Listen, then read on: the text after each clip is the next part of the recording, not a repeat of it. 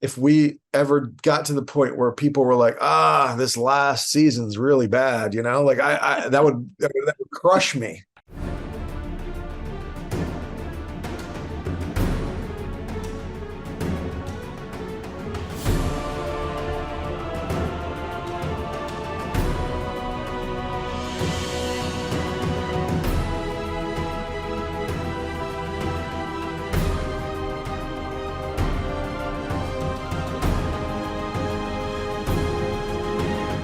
Hey guys, this is Vincent Schilling. I am the editor of Native Viewpoint. I'm here with Sterlin Harjo, and Sterlin Harjo, as you guys know, or you should know, is the executive producer, along with Taika Waititi, and director of Reservation Dogs. Reservation Dogs just had their final episode of their third season, and much to the chagrin of Indian country, a lot of people are like, wait, don't stop.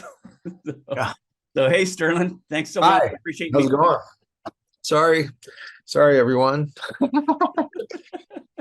That's right. It's in one of my questions I wrote down. You know that's coming, and we got to ask it. So, but if you look back about 3 years ago, when you took the first frames of film for Reservation Dogs, how far have you come now, and who you are compared to where you started? I mean, do you look back and just go, "Whoa"? Yeah, I mean, you can't predict or expect anything. You'll be disappointed every time. All I knew was that I needed to swing for the fences and try to tell this story as truthfully and as well as I could. And I figured people would respond if we did it right. And, it turned my life upside down. I mean, like, it was a beautiful thing, but it was also, it changed everything. I'll never be the same.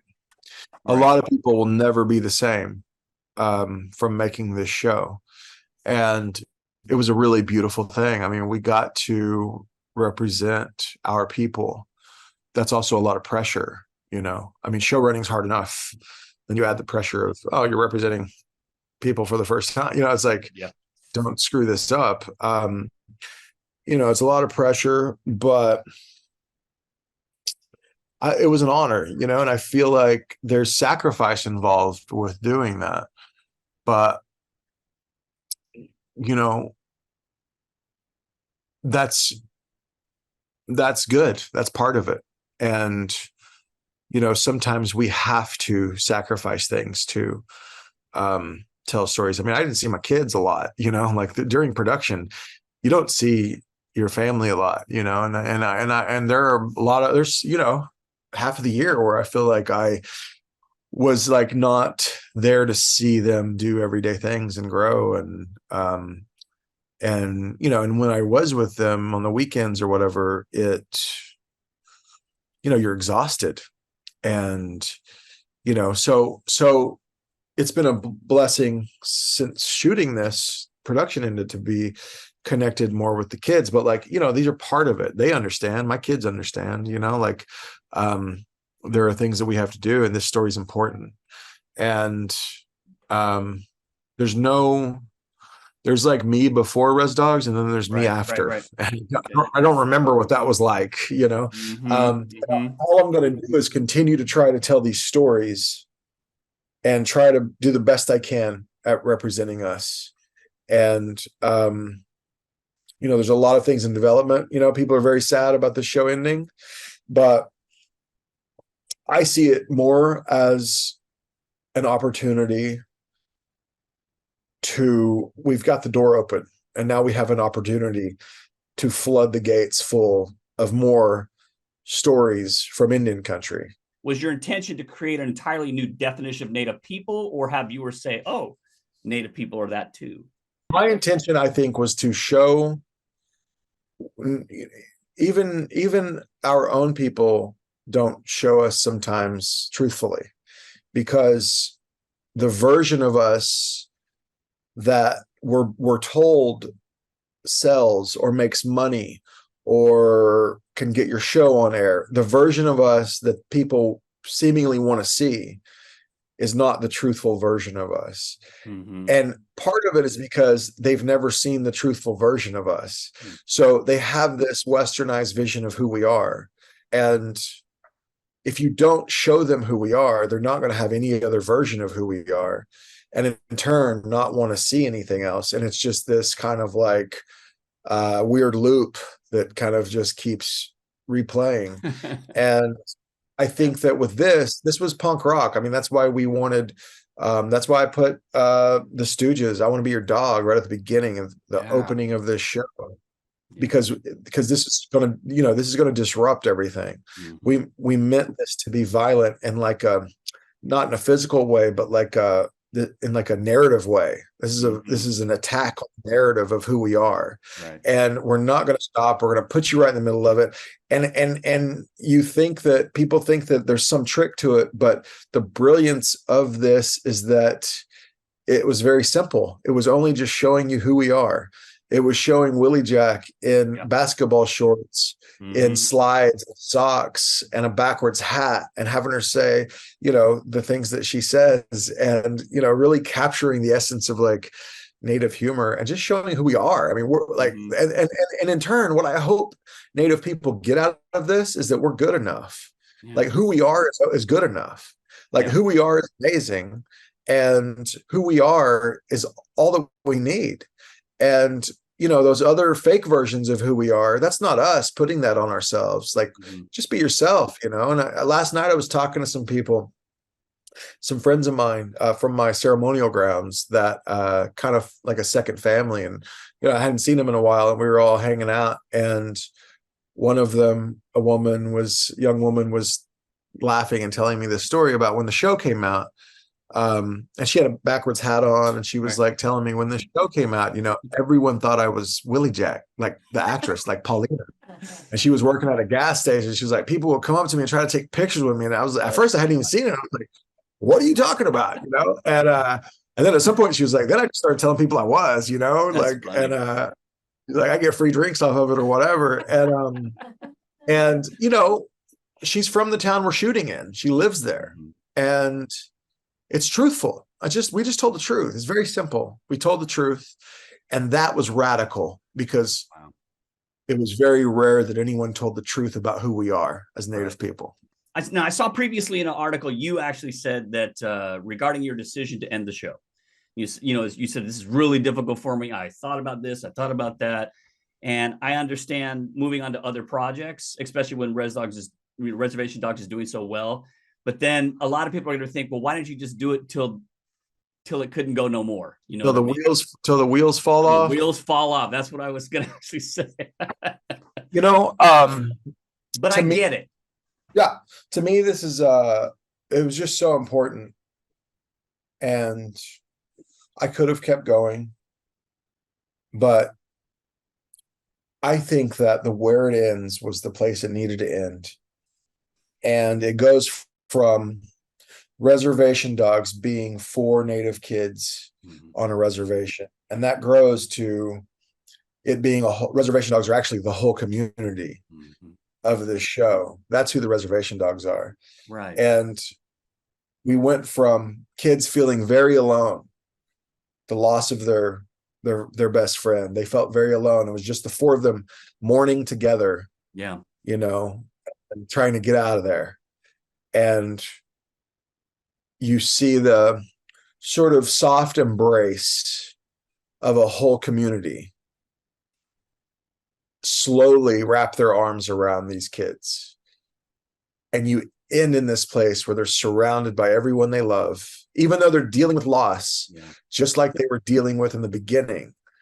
They're still dealing with loss at the end, but in a very healthy way, because they've come to realize that you have to lean on each other in community, and we have to be there for each other to take care of each other. And in that way, we can be whole, and we can be healthy, and we can we can continue on, and I think that is what the show was about. If I kept it going after that, it feels like I'm cheating the audience a bit. And we would have had some laughs, and we would have had some more great times, but like, this is the show. That is the show. That's the show that I wanted to tell. And it's your story. It is, but it's also like, it's so personal to me. Like, it is my life. And if we ever got to the point where people were like, this last season's really bad, like that would crush me. It Yeah. would crush my soul, and also there's something to ending it and saying, hey, this continues on. Yeah. But it continues on, and you and you and you and all of you fans, and you keep it with you. And it's always going to be perfect. Yeah. I mean, there's something that's like, you can't, like, I don't know, that's the best thing ever to me, so, but I understand it's hard for me, it's very painful. Like, I understand. yesterday I got up and it was like day of the finale dropping, which it didn't drop till today, but like, I got up and it was an emotional day. I feel like I'd kind of like, for the last 3 years, bottled everything up and just like, we're going to make this show. And then now it's like, whoa, like, I'm moving on now. Like, it's always hard, just like in the finale, Elora tells Bear she's leaving, and Bear says, I'm proud of you, and they hug and they cry. And Elora says, I'm going to go, but it's going to be okay. And there's a bit of a question in there, like, I hope it's going to be okay. But we have to believe it is. And it's kind of us saying that to the audience, like, we got to go, man, but it's going to be okay. There's going to be more. And there might even be more of this show. There might even be more of this story. It's just right now it's got to end, and I think that the next time we see them, if we do, it'll be a new chapter. I mean, the series was funny as all get out. You know what I'm saying? But I do want to ask you about some of the tough stuff: suicide, excessive drug use, Native people being incarcerated, poverty, having to commit crimes to survive. What did you feel about writing about these topics? You know what I'm saying? Because that's tough stuff. That's stuff like, well, what if Native people get defined this way, or what? I mean, you unflinchingly told stories about some of the realities out there in the world. Well, I think that to truly see yourself, to truly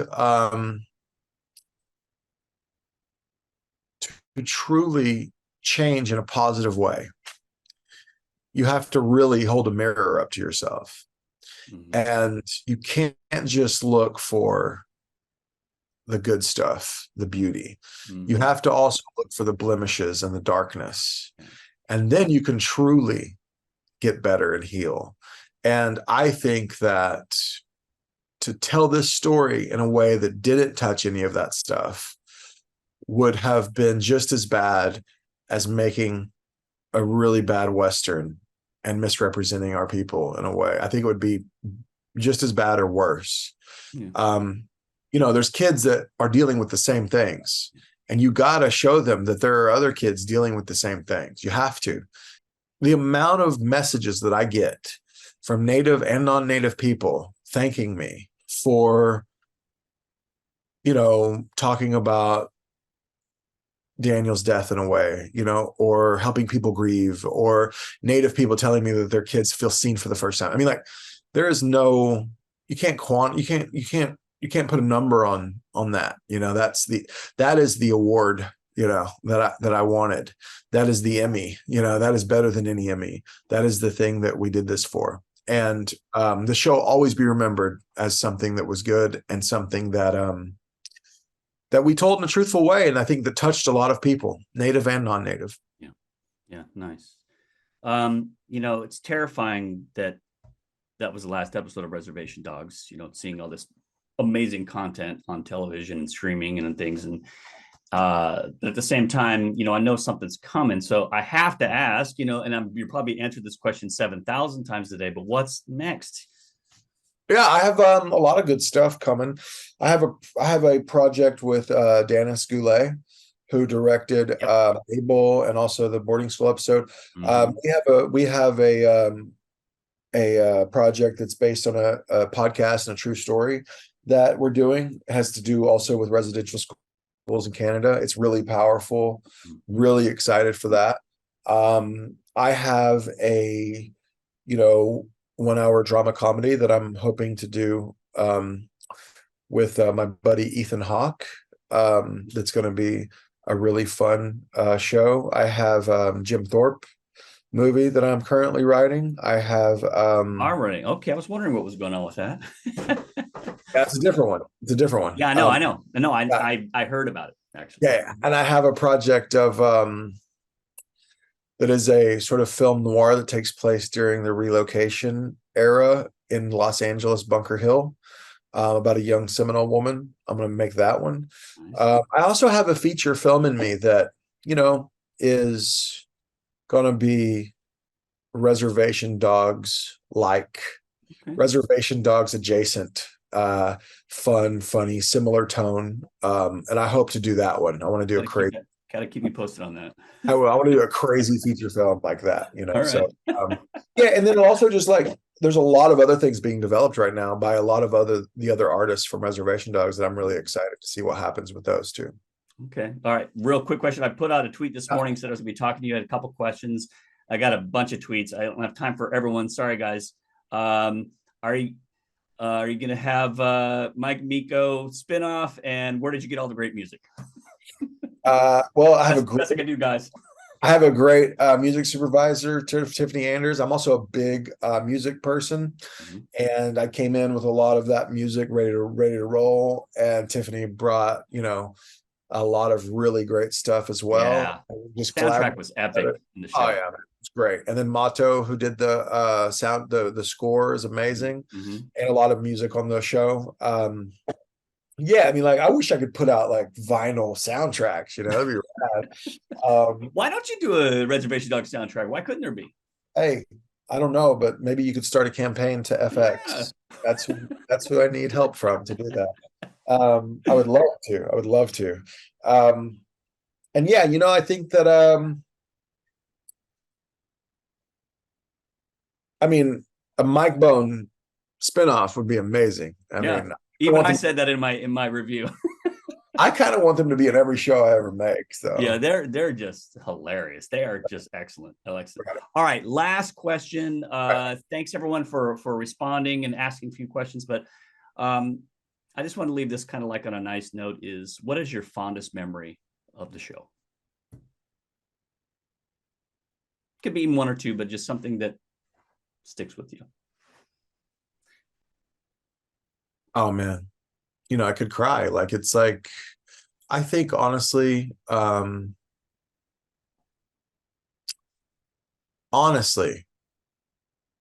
cast and crew, how much love we had between each other.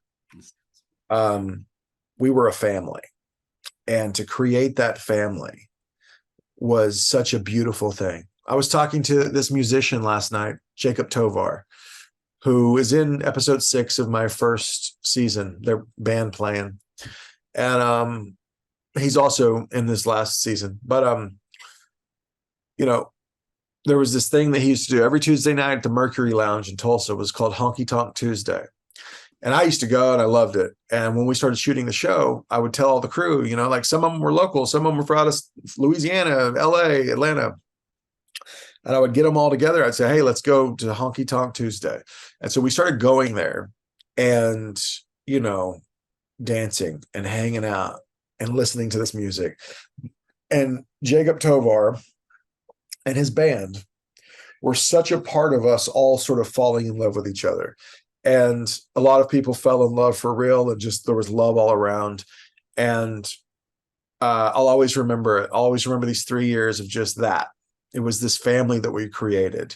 That's the hardest thing to say goodbye to, is the family that we created, because everyone was a part of it. We created what I create in the show, which is a community, and everyone played a part in that, you know? And so, you know, people are sad about the show ending. I'm also very much grieving the community that we created in the family. It was really beautiful. Yeah. And I hope to do more with all of them, you know? Yeah, I'm sure you will. And I could see that affected you emotionally. And oh yeah, for sure. Brother, you changed the world. Thank you, man. I appreciate you, man. I appreciate everything you did. And you tackled some tough subjects, and you did it with love, and the magic of Indian country connected in every fiber of it. So hats off to you, brother. You Made history. Thanks for supporting us the whole time. Yeah, man. And you made history. Thank you. Yeah, you did. All right, I'm Thanks gonna a go. lot, Sterlin. I appreciate you so Before I much. cry now. See you later.